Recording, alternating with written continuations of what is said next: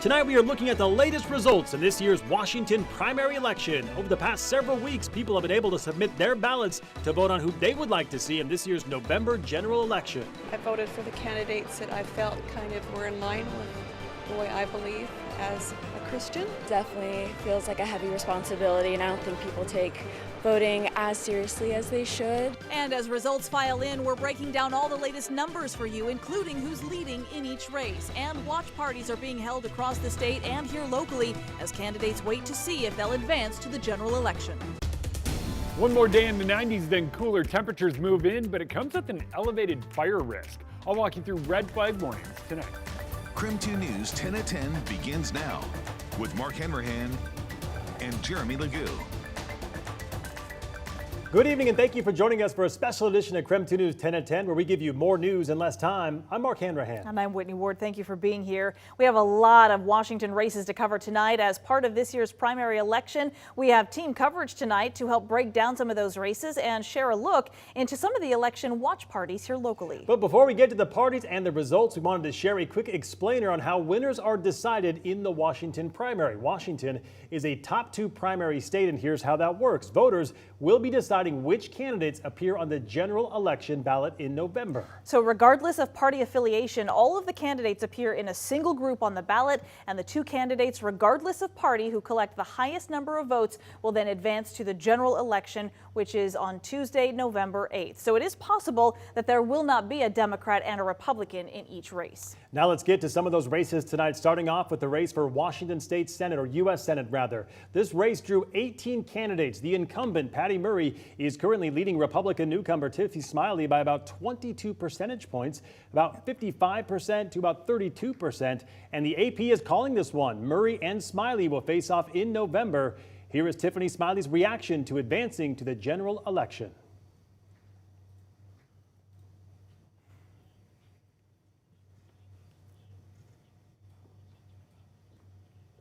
Okay, well, we apologize for that. We'll try to get that for you in just a moment. In the meantime, Senator Patty Murray was tracking the results tonight from Washington, D.C. She says she is ready to fight for another term because she says there's work she still wants to tackle.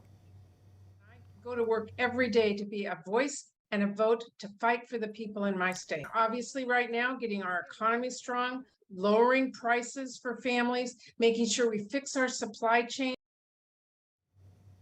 So moving on now to the U.S. House of Representatives as we take a look at the 5th District race. Kathy Morris Rogers is running for her 9th term. She is the incumbent. Currently, the AP has called it for the Congresswoman, who is leading at last count with about 51% of the vote. Natasha Hill's in 2nd place with about 30% of the vote right now. This is not the race we were referencing. We'll get to that one in a moment. Again, the top 2 in the race for the 5th Congressional District will move on to the general election in November. And KREM 2's Amanda Rowley had a chance to talk with Congresswoman McMorris Rogers today from the Republican Watch Party this evening. The crowd here is buzzing with optimism for the Spokane County Republican candidates looking to move on to the general election. One of those candidates includes Congresswoman Kathy McMorris Rogers. She told me that she is looking forward to hopefully becoming chair of the House Energy and Commerce Committee. It's a great committee for the people of Eastern Washington. It's a committee that's at the forefront of addressing gas prices and ensuring that America is energy independent, that we also are leading in the technological innovations that will ensure that we lead the world in bringing down carbon emissions. And I'm excited about leading this committee all around Eastern Washington. Another interesting race are the 2 newly formed county commissioner seats. Now, Michael Cathcart is running for one of those county seats. He says he's excited to hopefully be a part of this new era in county government. I think it's going to be an incredible opportunity, right? Because it's a brand new district, and it's going to change really how county government operates, because we're going from 3 elected countywide to now 5 elected by district, which means that district model is going to play a huge role in the future of our community, because most decisions are going to be made by district now.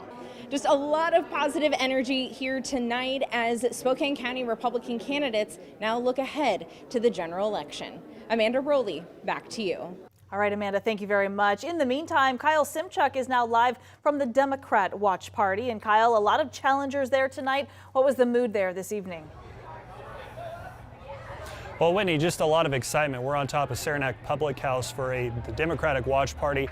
The results came in around 8:15 tonight, but candidates really started showing up just around 9. They haven't given any speeches, but we did get the chance to catch up with several of them. A lot of the races people are excited about tonight, the county commissioner races, but also Washington's 5th congressional district race. That's the seat that's been held by Congresswoman Kathy McMorris Rodgers since 2005.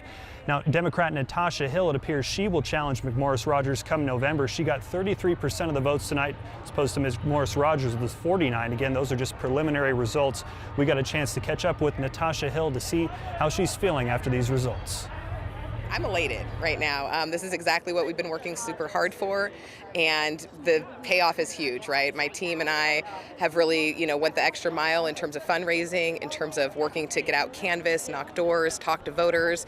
We started this as a listening campaign, and so I'm really excited to see the engagement we had this primary, and we're just going to turn that up for the general. I'm a single parent, I'm a renter, I'm a girl from Hilliard who grew up here in Spokane. I know what hardship looks like, I know what hard work looks like, and I know how important it is to be supported and have a community that's going to look out and take care of you.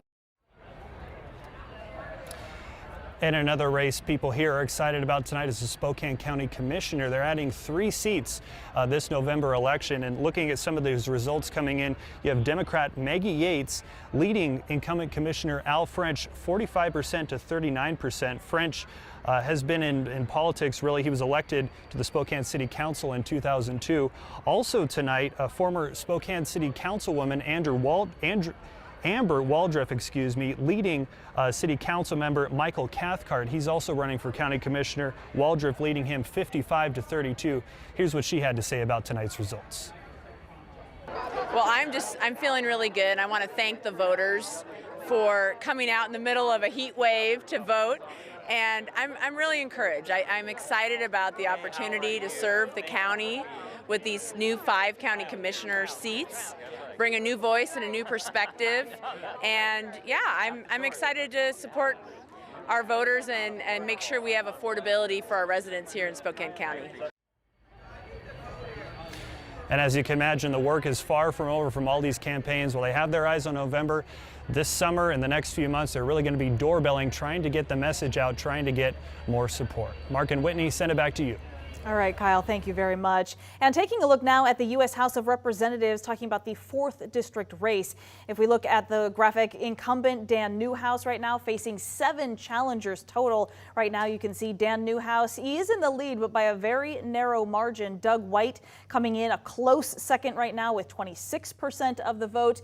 At this point, it appears that Lauren Culp is not likely to advance to the general, capturing just under 22% of the vote. Also up for grabs tonight, the Secretary of State, Democrat Steve Hobbs, currently has the job. He was appointed by Governor Jay Inslee back into 2021 after Republican Kim Wyman took a job with the Biden administration. There are 8 people running for this spot tonight. Here is a look at those current results. Hobbs has a significant lead, but it's still a horse race to see who will advance with him to the general election in November. All right, up next here is the race for Spokane County Sheriff. Longtime Sheriff Ozzie Knezovich announced that he would not be seeking re-election this year because he is retiring. So let's take a look now. You can see John Knowles, the current undersheriff here in Spokane County, clearly in the lead with 56% of the vote. Wade Nelson now coming in second with 28%. Meanwhile, in Spokane County, 4 candidates are running for prosecutor. Incumbent Larry Haskell is being challenged by 3 other candidates, all 3 women. Right now, you can see Deb Conklin is leading Haskell right now by a slim margin, 28% to 27%.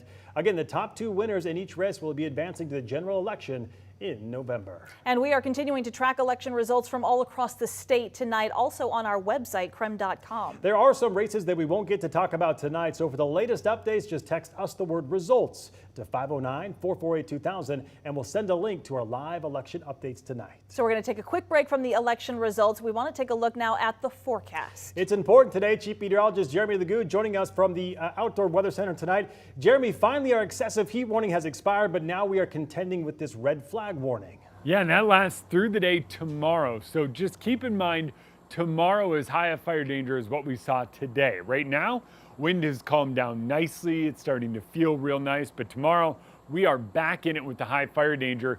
Critical fire weather. Basically what that means is that any spark or any fire has the potential to grow rapidly and aggressively, so we have to do everything we can to keep that from becoming the case. Overnight, wind remains rather calm. By tomorrow, it ramps up across much of the region, and we are going to see those strong wind gusts once again as we head into the afternoon, and that has the potential to bring us a little bit of smoke on top of that increased fire danger. So we'll see a little bit more of a haze in the sky, but for now, just know temperatures sitting on the mild side. We're back in the 70s and dropping. Tomorrow, we are up in the 90s and then falling to the 80s for Thursday and Friday. Oh man, looking forward to that. Bring on the 80s. Thank you, Jeremy. And that was your KREM 2 News 10 at 10, where you get more news in less time.